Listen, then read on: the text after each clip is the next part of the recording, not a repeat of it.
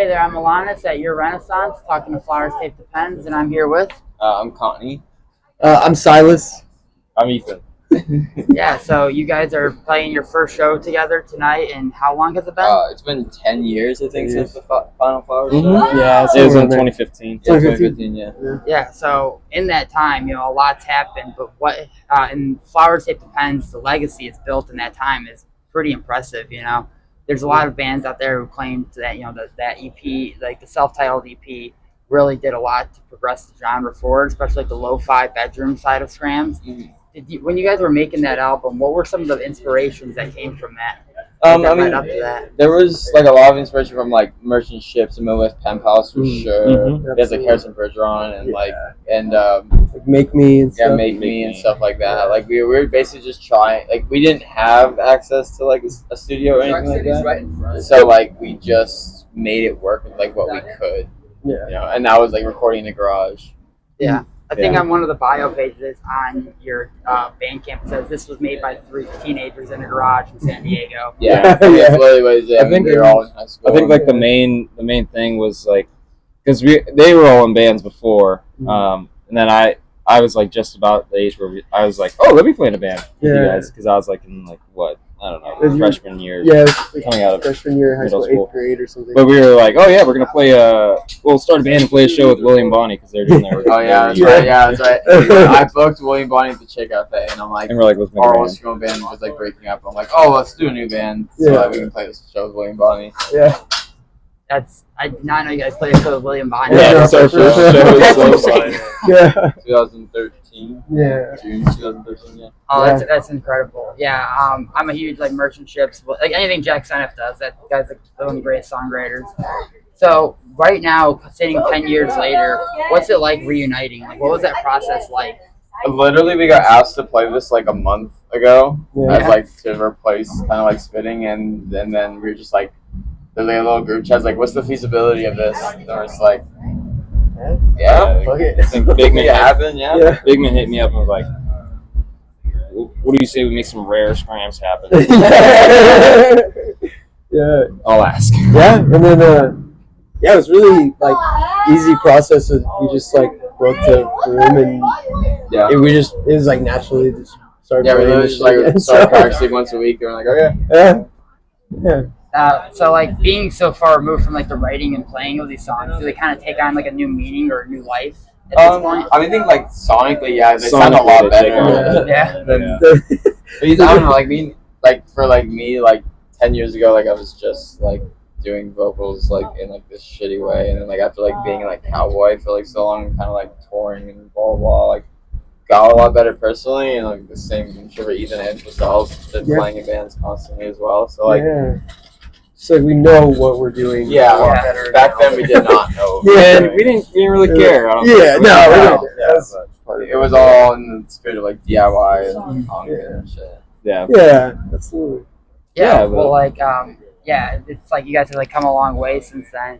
So where do you see the future of the band going from here? Do you see this kind of being a one-time thing, or possible more shows in the future? We have no idea really. Yeah. Like I said, we just got asked to do this a month ago. We don't even know how it's gonna go. So Yeah. we're just like we're like open to stuff. Like Yeah. We're definitely playing around with the possibility. Yeah. We want to play more shows. We want to play Che at least. We want to play yeah. Cheers Oh, on yeah. us. Yeah.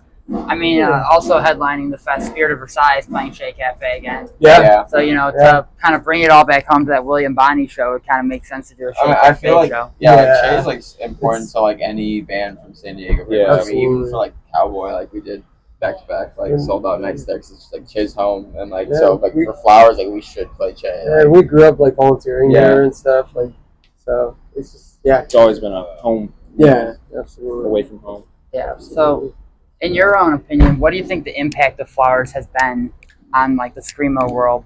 I honestly didn't know that Flowers had an impact on anything until like recently. When kids have been coming up to me at shows and being like, "Oh, like, but Flowers Tape Depends, blah blah blah." I'm like, I literally I thought everyone forgot about that band. Yeah. Yeah, we kind of did it and then set it aside because we were like, we did it like when we were teenagers, 18, like 19, Yeah. when we like stopped essentially. So we're Yeah. kind of just like, Uh, we were like, I feel like I just one day looked at the Spotify and I was like, Yeah, I know. The hell? Yeah. People are listening to this stuff? Yeah, it's like I've never, I guess I've never really thought that there's any impact. Period, and I'm kind of like learning that's not the case. I guess. But I think it's cool. It's cool, I for sure. think it's awesome Yeah. because I think that's cool. The thing that's fun about music is just like the fact that it can affect people, and it's kind of just like a little stamp of like this exists, you know, and like the scene and people bounce off of each other and make art, and it just all works together. I don't know, it's just really cool. I think. Yeah.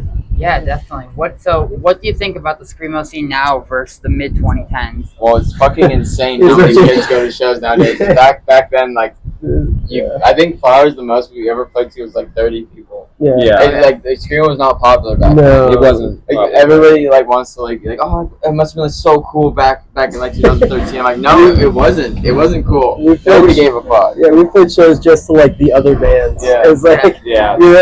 So the scene is huge now. It's really sick. And I think it's partly because of like I feel like social media and like TikTok is kind of like taking a hold of it a little bit, which is cool. Yeah. I respect it for that reason. You know, it's helped people get into the scene a little more. I feel like, which is really cool. And I don't know, because we didn't have that growing up. You know? Yeah. Shows were not like this back then. No, you know? definitely not. Even Instagram was like not that Yeah. popular of a platform. Yeah, like 2012, 13. Yeah. Yeah. So like, so I lost my train of thought. No worries. So right now, also you guys reference like Anime Love Story, Jack and its SNES. A lot of like contemporary bands will reference anime or put anime samples in, or will reference video games. Kind of ahead of the curve on that. Was that like just part of the like what about that type of nostalgia influenced your writing? We just really liked it. It was really sad. It was like Yeah. we were just like nerds. Yeah, we played like the anime. We played SNES. Me and Ethan had an old SNES that we played, and like we would like just like skate or like surf, and then like go play video games or like go write music. We're all just friends, and we'd hang out and skate. I mean, like a lot of the lyrics, like 4 or 5, is just like talking about what we did back then. It was like skate places, smoke cigarettes, and like be sad. Yeah, absolutely. Yeah. So one final question would be, what is the Flowers Take the Pen song that you're most proud of? Ooh, I feel like I suppose it's just on nature. It's probably the best like middle ground between like really shitty like flower stuff and like a hint of like, oh, this is actually kind of cool. Like that's like the only songs I can go back and listen to and not be like, what the fuck were you doing? Yeah. No, absolutely. I'm on board with that. I think that was like probably our most like well put together song. Yeah. Yeah, I feel like I suppose as well, but like I don't know, like after playing these songs, because we never played like North Migration live, but No. Yeah. and then I know Eric wrote most of it, but like playing it live or like practicing it, I've kind of gained a new appreciation for it as like a song put together. I think it just like honestly sounds and flows really well. So I don't know. So we'll get to hear North Migration for the first time? Yeah. Oh, so sick. And, Okay. Another song I feel like That Same Street. That's it. There's something about that song that I don't know. That song is fun. It's I feel like it kind of embodied It's that kinda nice time. little Yeah. It's never going on Spotify. Never going on Spotify, because of that fucking sample. Well, yeah, I appreciate this very much. Thank you for talking. I can't wait to see you tonight. Yeah, thank you so much. Thank you. We really appreciate it. Yeah.